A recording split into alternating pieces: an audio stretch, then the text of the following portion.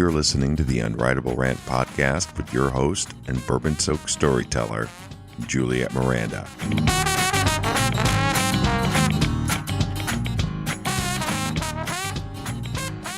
Well, hey there, y'all. It's Juliette Miranda, and welcome to episode 256 of the Unwritable Rant podcast.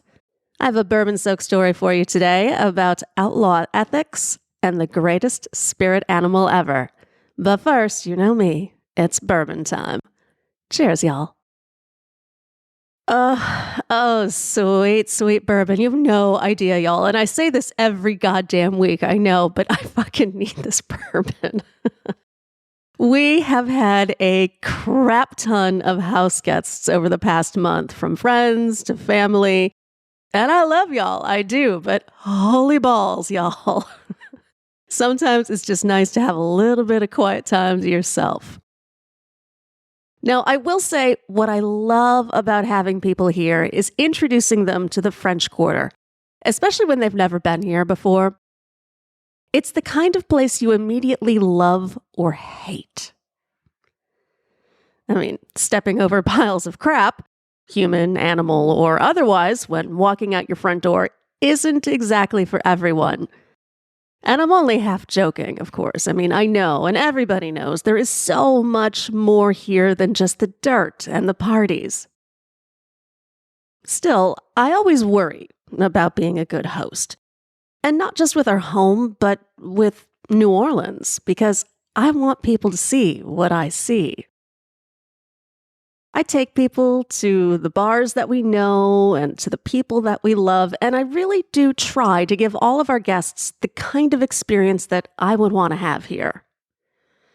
But no matter what I do or how much booze I may hand out along the way, as a host, I know that I will never match the class or the chaos of the greatest New Orleans ambassador that I know, a man that I am going to call Edmund. He appeared to us at a French Quarter bar not all that long ago. I'm guessing he was 75 or so, with smooth, even skin and a very expensive sport coat and fedora. It was barely 11 a.m. that Friday, and he had a tumbler of scotch in one hand and a bar residency that my guy and I can only hope to one day achieve. He nodded at us as we sat down and was quick with recommendations, both for food and whiskey. And my guy, being far nicer than I am, he made introductions. Truthfully, y'all, I did not want to talk to Edmund. Although I am far more expansive these days in my willingness to talk to strangers, I still wanted nothing to do with the lonely old guy at the bar because I'm an asshole like that. And I can't say that my guy always has the best instincts. The last time he got chummy with someone like this, we lost almost 3 hours to grandchildren photos and a disturbingly intimate medical history. The end result of that meetup was my guy and I promising to knock the other off a cliff the minute we get too old for interesting public conversation. Oh, but Edmund, he was on to me. He leans across the bar stool separating us and drops what may have been, in his time, the greatest pickup line ever. And he says, "Let me guess your favorite book." Even I couldn't resist that line. Now, he guessed The Great Gatsby, which, given the old bar we were in and my clear penchant for day drinking, was a solid, though incorrect guess. But it didn't matter. In 1 minute, Edmund had sparked the kind of lively discussion that takes years of friendship to develop. Edmund, it turned out, loved 3 things: good food, good booze, and good company. He had spent the first half of his life as a corn and soybean farmer, then sold it all to travel the world.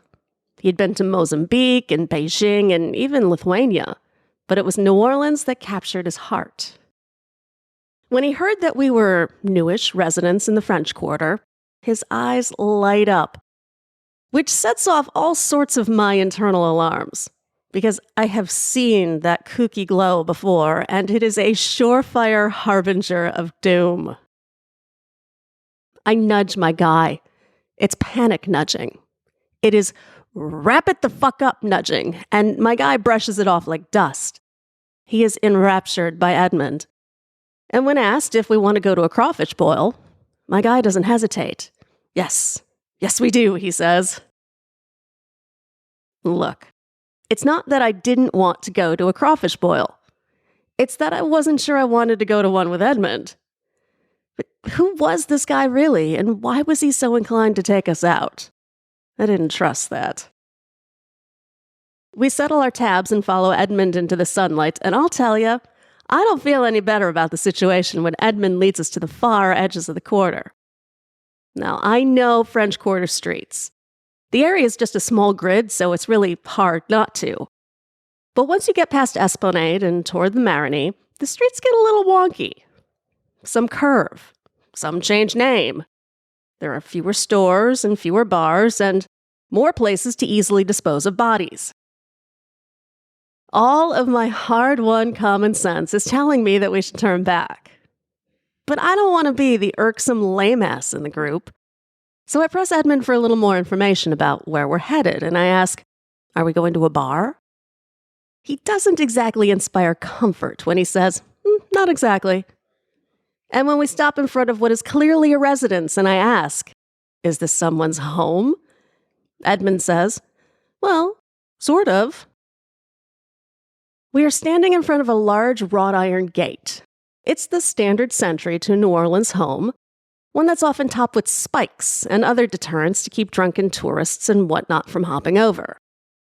This particular gate locks with a keypad, and I watch as Edmund punches in a 4-digit code that most definitely does not unlock the gate. He tries again and again, and as he scratches his head and fumbles for the right combination of numbers, I give my guy another nudge. One that's meant to push him toward the street, where we can then retreat to the safety of places where we are actually invited.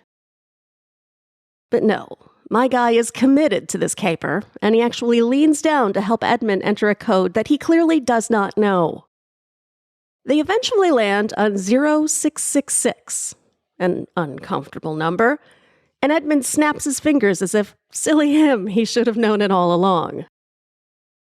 The gate opens, and we are led down an alley that is narrow and dark and exceedingly rapey, which doesn't weird me out as much as it would if we were back in Chicago, because this is pretty much standard for New Orleans alleys. It takes us to a stunning courtyard, packed with people and the potent smell of crawfish water. We're quickly absorbed into the tangle, and I do my best to shake off my reserve. These seem to be fine people. They have all of their clothing on, they're serving crawfish and not severed fingers. We should be all good. And maybe we were. But by the way Edmund was ducking and weaving his way through the crowd, it looked as though he was dodging a cauldron of invisible bats. He also doesn't introduce us to anyone. He just motions with his arms as if to indicate we should make our own friends. Which is fine, we can do that. Except, every time someone asks us if we know the host, we have to admit that it was Edmund who brought us. His name is enough to induce visible flinching from several people who glance nervously over their shoulders as if Beetlejuice is about to appear. It would seem this Edmund character doesn't have a lot of fans in this group. This is weird. It's very, very weird, but we don't get a whole lot of opportunity to dwell on it because a good 50 pounds of crawfish is being spilled across a long table. We all dive in, cracking and slurping and laughing, and I'm thinking, well, hell, this isn't such a bad time. Until a woman lets out a loud, "What the fuck are you doing here, Edmund?" I am astounded she noticed him at all, what with all the people and the shells, and, well, maybe that's what Edmund was banking on when he positioned himself at the far end of the table with a fedora over his eyes like some sort of gangster. He is caught mid-slurp, and all eyes shift to watch as he effortlessly sucks the fat from the crawfish body and then turns his attention to the tail. He doesn't seem concerned in the least that this woman, whoever she is shooting virtual daggers in his direction. Her hands are on her hips as she repeats the question, which this time is punctuated by more obscenities and less appeal. Edmund nods to all of the wondering eyes and he says, "You will recall, my dear, that I do own this courtyard and the building attached to it." His voice is composed as he delivers this information, and when finished, he reaches for another crawfish. The woman is seething and slams her hands on the table to insist that she is more than happy to purchase the property from him, right that minute if need be. Edmund finishes his crawfish and reaches for paper towels, shaking his head as he wipes the mess from his fingers before delivering a very simple, unruffled, "No." Yeah, that was not the answer the woman was looking for. This is her turf, and she wants Edmund off it, regardless of ownership technicalities. He looks to me and my guy, completely nonplussed, and he asks, "Shall we perhaps move this feast along to a new location?" As if we have a choice, Edmund. Our guilt by association has taken on gargantuan proportions, so it is definitely in our best interest to book it. Only Edmund is not one to be rushed. No, he has far too much class for that. Besides, he's too busy dabbing lemon on his hands to remove the worst of the crawfish stink. He turns to tip his hat toward the group like a proper gentleman and is met with a violent howl of, "Get the fuck out of here!" My guy and I do not have to be told twice. We are halfway out of the courtyard before Edmund has even moved an inch. And it's a good thing we were, because his nutty lady friend grabs a handful of crawfish shells and hurls them at Edmund. And that guy, you wouldn't believe it, he just gracefully dodges the assault and strolls over to me and my guy as if he is taking a leisurely walk in the rain and not a malevolent storm of crustacean carcasses. I have to admit, it was a pretty impressive display. Once on the sidewalk, Edmund brushes himself off and offers zero explanation about what happened. Instead, he asks if he can tempt us to join him for a cocktail. Now it is my guy's turn to nudge me, which is unfortunate because he obviously wants to ditch the weird old dude, just as I'm kind of warming up to him. I don't know. For whatever reason, the fact that Edmund appeared to be a bit of a scoundrel sat better with me than when he was a kindly man. This was a guy who knew things and who had done things, and I had a feeling we could get along just fine. I give my guy a subtle sorry shrug and then tell Edmund, "Lead the way." We were refused entry to the first bar that we went to. Actually, my guy and I were allowed in, but only without Edmund. We were kicked out of the second bar. Again, not for anything my guy or I did, but for Edmund. He was displeased with the quality of our French 75 cocktails and pranced right behind the bar to make better ones. According to him, the key is to use cognac and not gin, and then carefully pour in the champagne last. He really did make a far superior cocktail. Not that the bartender or his baseball bat agreed. But while my guy and I hustled to the door, Edmund took his sweet time. He poured each of our cocktails into plastic go-cups, paid the bill and tipped the bartender, and then sauntered to the exit at his own pace. My guy kind of sighs when he sees how impressed I am by Edmund's cavalier attitude. He really shouldn't have been so dismayed. I've always admired outlaw ethics. Especially considering how every time that I've been evicted from a bar, at best it's been dramatic and, at worst, a hellacious shark attack. But this Edmund guy, whoever the hell he was, he had swagger. And despite all of my guys' pokes, nudges, and desperate looks, I had to see where he would take us, even if it meant following him to the flaming gates of hell, which I strongly suspect he had seen a few times already. The sun is setting as we follow Edmund through the quarter. I've stopped paying attention to the streets that we take and instead just enjoy the journey. Edmund has a nod or a greeting for everyone we passed, tourists to locals, and he offers us a story about landmarks that we would never think to notice. In just 4 blocks, I learned more about the French Quarter than I have in the past 13 goddamn years. Ultimately, we wind up in an old New Orleans hotel. You would never know that it was a hotel, at least not by the facade. And it's been deliberately left off all of the usual travel guides and hotspot maps, which kind of lets it exist more as an otherworldly stopover than any sort of travel lodge. The lobby is compact but grand, with velvet wallpaper, leather seats, and soft gas lamps to light the way. Edmund is clearly at home here, and within minutes, so are me and my guy. This is our kind of place, too, with enough bourbon to ease all of us into comfortable familiarity once again. More people join us.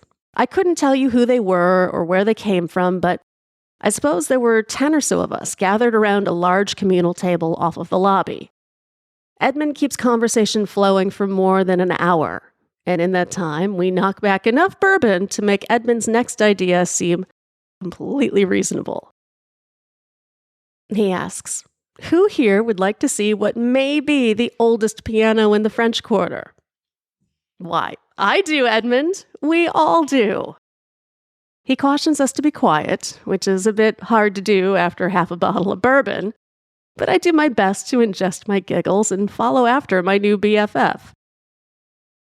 These old hotel hallways are like habit trails. They wind and twist and take forever to finally spit you out miles away from where you started. And of course, our final destination is behind a very locked door. It's a standard key lock, and like most things here in the Quarter, it is old, worn, and easily finessed. Especially by a guy like Edmund, who just happens to be carrying a heavy-duty paperclip in his wallet. Who does that? My mind is blown as I watch this guy unfold one end of the clip, slide it into the lock, and jiggle it a few times.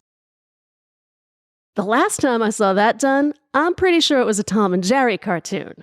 So I am in no way prepared to see the real-life doorknob twist and open. And behind it is a stunning music conservatory. I swear, only in New Orleans do you find something like that behind a locked door. It was like something out of a novel. There was a harp, a trumpet, a whole bunch of instruments I couldn't even identify. And yes, there in the corner was a stunning grand piano. I'm not especially well-versed in pianos, so much of Edmund's elaborate description of it was lost on me.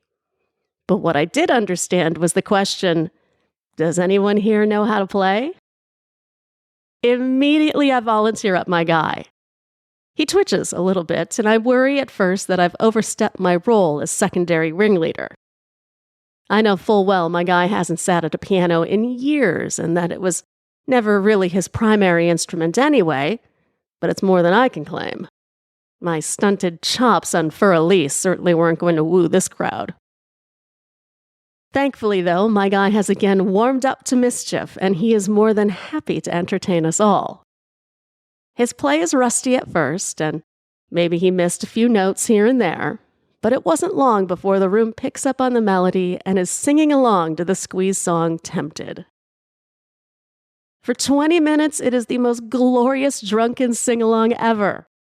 My guy is truly the piano man, banging out portions of every cheesy piano song he can think of, and our newfound friends couldn't be happier. It is during Lean on Me that Edmund taps me on the shoulder. His smile is that of a polite devil, and he admits that he doesn't want to overstay his welcome in the hotel. I immediately translate his gentleman speak, and I know that he's saying, I gotta get the fuck out of here before the cops come. Which I appreciate. He slides a bottle of champagne under my arm, tips his fedora, and ducks out a side door before anyone but me has a chance to miss him. His timing was perfect, because we'd barely hit the second chorus before the hotel security put an end to our unauthorized gathering. Turns out, while Edmund could bypass a locked door, he could not bypass a video surveillance system. The security guards are gruff and menacing, which is more than enough for our piano friends to scatter. But not me and my guy. Oh no. We lock eyes and mutually understand that there will be no leaving until the song is complete. My guy takes his time wrapping up the final verse, and as he does, I sip my bourbon. And it is only when both are finished that we get up, grab our champagne gift, and walk to the door. Because damn it, that's what Edmund would have done. I've never met anyone quite like him, and honestly, I'm still not sure if Edmund was just some randy old dude or perhaps the greatest spirit animal ever. We keep returning to the bar where we first met Edmund, and to that same strange hotel, and although we have yet to see him, I have no doubt that one day he will be there, sipping a French 75 cocktail and wearing that same jaunty fedora. And when he asks if we want to follow him somewhere unknown and wonderful, we won't hesitate to say yes. Cheers, y'all. Thank you so much for listening to this episode of the Unwritable Rant podcast. Be sure to head to theunwritablerant.com where you can catch up on back episodes of this podcast. And hell, you can find a little link there where you can buy me a drink. You'll be taken to a secure PayPal page where you can make a one-time contribution to keep me in booze. And that means I get to keep you in boozy stories. Lord only knows what we have going on in the French Quarter these next coming weeks, but I'm sure it will be crazy, and I will be happy to tell y'all about it soon. Cheers, y'all. Go to theunwritablerant.com and sign up to get early access to interviews and new videos. And don't forget to connect with Juliette on Twitter at Morning Neurosis. Girl, you was pretty as a Sunday morning, standing on the corner at Carondelet. What you say we make our way up to Bourbon, a couple hurricanes and a hand grenade, and get blown away. Let the chips fall where they may. If it's all the same, what you say, bon ton, hey, pretty mama, I can smell the gumbo. Sweetest taste of honeysuckle on my lips. Good God Almighty, I can hear the trombone. Every heart ought to beat to a rhythm like this. Come a little closer, honey, let me hold you. Nothing tastes better than a bourbon kiss. You can be the flower on my magnolia. Every heart ought to beat to a rhythm like this.